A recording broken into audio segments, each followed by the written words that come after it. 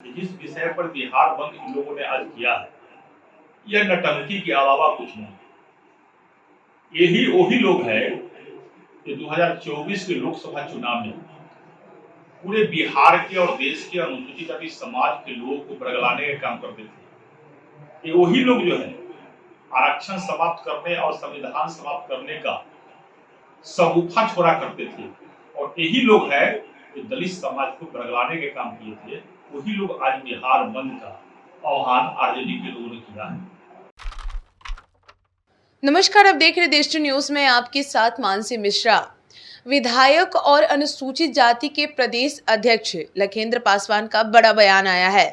उन्होंने कहा कि आरजेडी वाले और कांग्रेसिया वाले को क्या हो गया है। ये लोग वही है जो 2024 के लोकसभा चुनाव में पूरे देश, पूरे बिहार और अनुसूचित समाज के लोगों को बहलाने का कोशिश करते थे। वहीं सुप्रीम कोर्ट का क्रीमी पर निर्णय आया था, आरक्षण के अंदर आरक्षण। उस वक्त आरजेडी वाले और कांग्रेसिया वाले का बयान क्यों नहीं आया? सुनिए क्या कुछ कह रहे हैं। आज आरजेडी के द्वारा और कांग्रेस पार्टी के द्वारा बिहार बंद किया गया है। हमें आश्चर्य हो रहा है ये आरजेडी वाले और कांग्रेसिया को क्या हो गया है। हम जानना चाहते हैं कि जिस विषय पर बिहार बंद इन लोगों ने आज किया है, यह नटंकी के अलावा कुछ नहीं। यही वही लोग हैं जो 2024 के लोकसभा चुनाव में पूरे बिहार के और देश के अनुसूचित जाति समाज के लोगों को बरगलाने का काम करते थे। ये वही लोग जो है आरक्षण समाप्त करने और संविधान समाप्त करने का सगुफा छोड़ा करते थे, और यही लोग हैं जो दलित समाज को बरगलाने के काम किए थे। वही लोग आज बिहार बंद का आह्वान आरजेडी के लोगों ने किया है। सुप्रीम कोर्ट का 1 तारीख का निर्णय आया था क्रीमी लेयर का, आरक्षण के अंदर आरक्षण का। उस समय तो आरजेडी वाला और कांग्रेसिया एक भी बयान नहीं दिया। ये तेजस्वी यादव जी, लालू प्रसाद यादव जी या राहुल गांधी जी का कोई बयान नहीं आया, इनकी पार्टी का कोई बयान नहीं आया। और जब भारतीय जनता पार्टी ने देश के सच्चे माननीय प्रधानमंत्री नरेंद्र मोदी जी सुप्रीम कोर्ट के निर्णय को 9 अगस्त को कैबिनेट के बैठक के माध्यम से उन सुप्रीम कोर्ट के निर्णय को यह कहते हुए समाप्त कर दिया कि बाबा साहब डॉक्टर भीमराव अम्बेडकर जी ने जो आरक्षण का प्रावधान संविधान में किया है और जो अनुसूचित जाति समाज, दलित समाज का जो आरक्षण है, उसमें कोई क्रिमिनल नहीं होगा। उसमें सुप्रीम कोर्ट के द्वारा उसी प्रकार का छेड़छाड़ करना ये अच्छा नहीं है, और उनको प्रधानमंत्री ने समाप्त कर दिया। तो बात खत्म हो गई। और जिस समय बिहार के अंदर हम लोग इस लड़ाई को लड़ रहे थे और देश के सच्चे माननीय प्रधानमंत्री जी या भारतीय जनता पार्टी ने, हम लोगों ने इस विषय को दलित समाज के साथ भाजपा जब खड़ा रहा, उस समय आरजेडी वाला, ये कांग्रेस वाला एक बार भी सदन में बोला ना बाहर बोला। और जब देश के सच्चे माननीय प्रधानमंत्री नरेंद्र मोदी जी आरक्षण की रक्षा करने के लिए खड़ा है तो नटंकी कर रहा है। ये वही लोग हैं जो दोहरी मानसिकता वाले लोग हैं, दोहरी चरित्र वाले लोग हैं। देहात में कहा जाता है ना, दो मुहा सांप। ये आरजेडी वाले और कांग्रेस वाले दो मुहा सांप है।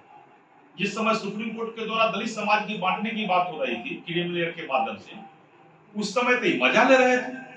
उस समय तक कहीं पर कोई बयान इनका नहीं चल रहा था। ये डर रहे थे कि क्यों हम बोलेंगे।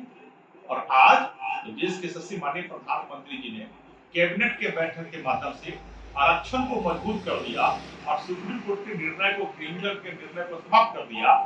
तो आज ये लोग रास्ता पर बैठ कर नटंकी कर रहे हैं। आज यही लोग फिर नारा दे रहे हैं आरक्षण खतरे में है, संविधान खतरे में है। और यही लोग नारा देते थे चुनाव के समय आरक्षण खतरे में है, संविधान खतरे में है। इसलिए मैं अपने अनुसूचित जाति समाज के भाइयों से, माता बहनों से, दलित समाज के लोगों से प्रार्थना करते हैं, निवेदन करता हूं कि ऐसे रंगा हुआ सियार, ये रंगा हुआ भेड़िया, ऐसे दोहरी चरित्र वाले, दोहरी मानसिकता वाले, ये दो मुहा सांप, ये आरजेडी और कांग्रेसिया लोग हैं। ये दलित समाज का सुचिंतक नहीं है।